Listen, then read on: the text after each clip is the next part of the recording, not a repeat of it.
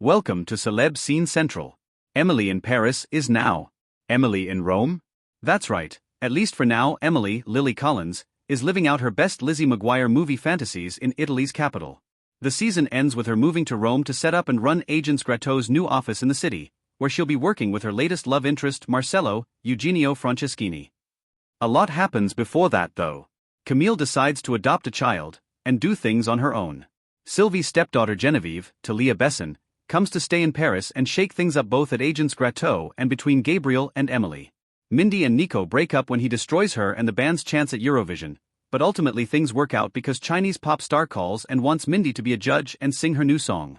Things also work out for Alfie, who by season's end, has a new girlfriend and ends up offering advice to newly Michelin-starred Gabriel, telling him to take his pride out of the equation, stop thinking and feeling, and fight to win Emily back. Bon conseil, Alfie. The last we see of everyone, Gabriel is asking Mindy where in Rome Emily is, at the same time as Emily is seen happily jetting off on a Vespa with Marcello. Q. What Dreams Are Made Of by Hilary Duff. Naturally, all of this has major implications for the show moving forward, so Entertainment Weekly chatted with director and executive producer Andrew Fleming to answer our burning questions about that finale, discuss how the season got more adult, more complicated, and what it all means for the series' future.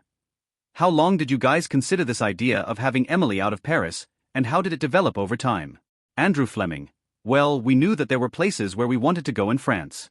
We wanted to go to the Alps, we wanted to go to the Côte d'Azur and Provence and Champagne, where Camille's family is.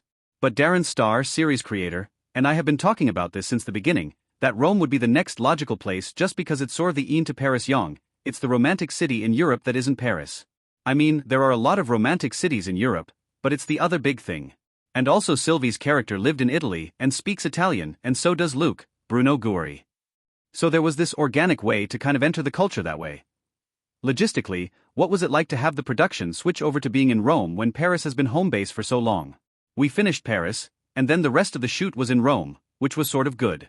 We really had to get out of Paris because the Olympics were ramping up and it was becoming more and more difficult to shoot there. Well, not difficult, but limited. There were places we couldn't shoot. And in fact, I think we were the last of any form of production to shoot there before the Olympics. We were the last ones. The final 2 episodes especially utilize editing and different shooting techniques to really keep viewers on their toes. Why was that important to you? There was a fair amount of cutting back and forth between Rome and Paris, and there's one sequence in episode 9 with the 2 parties, one going on in Paris, one going on in Rome. On the page, it was really just a couple of lines, but I really wanted to make it kind of spectacular. I love the idea of 2 different parties in different cities, but parallel things are happening to 2 characters. And I was really happy with the way that sequence came out. It was a lot of work.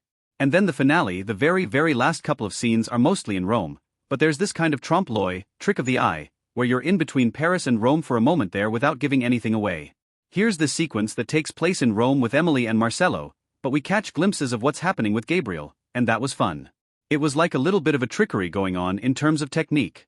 I really like that this show, for a half-hour comedy, we get to be very cinematic. I get to play with the camera and technique and style. So it's a lot of fun for me. It's a challenge, but it's fun. For you as director, what was the heart of the final episodes that you were trying to get at? I think what was really interesting about the script for episodes 9 and 10 was that they weren't typical Emily episodes. That there was this kind of languor, a little bit of maturity. When she gets to Rome, it isn't as hyperactive as it is in Paris. She kind of slows down, she takes a breath. There's a scene on the Spanish steps, and she just relaxes and says, I need to do this. I need to get off the treadmill of work events, sleep, work events, sleep, in Paris. In Rome, she just gets to be a tourist and she starts thinking about her life outside of work.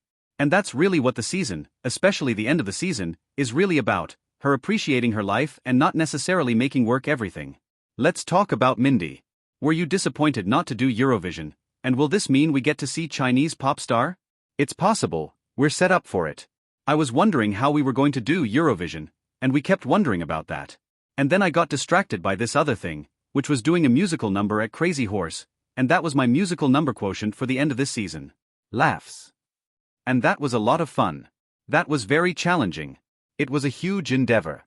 We're working with all the people from Crazy Horse, who were so great and so collaborative and creative, but it was complicated because we used their choreographer, we used our choreographer, we used their lighting designer, we used our lighting designer, and we used their dancers.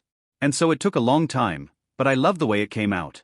And there's the jazzy version of Britney Spears' Oops, I Did It Again. In the course of the final episodes, Gabriel fights with Emily in French, and laments the fact they always used her language in their relationship and she never tried to meet him halfway. So at the end, when Emily calls Gabriel to congratulate him on the Michelin star, she does it in French. Are we to interpret that as her way of saying she's not really done with Gabriel? Is that how he's interpreting it? I think when he said that thing in French to Genevieve about how there was a communication problem in the relationship, and maybe it was that she never really tried to speak his language, I think when he said that when Emily heard it in translation, it really hit home. And she has been picking up the language and she's getting better at it. And I think it was an admission that he was probably right about that. I think that's what that means. As to where it goes in terms of their relationship in the future, I don't think anybody knows. I know that it's not over between them because they have to work together and they're friends and they're emotionally entangled. But for the moment, she's with Marcelo.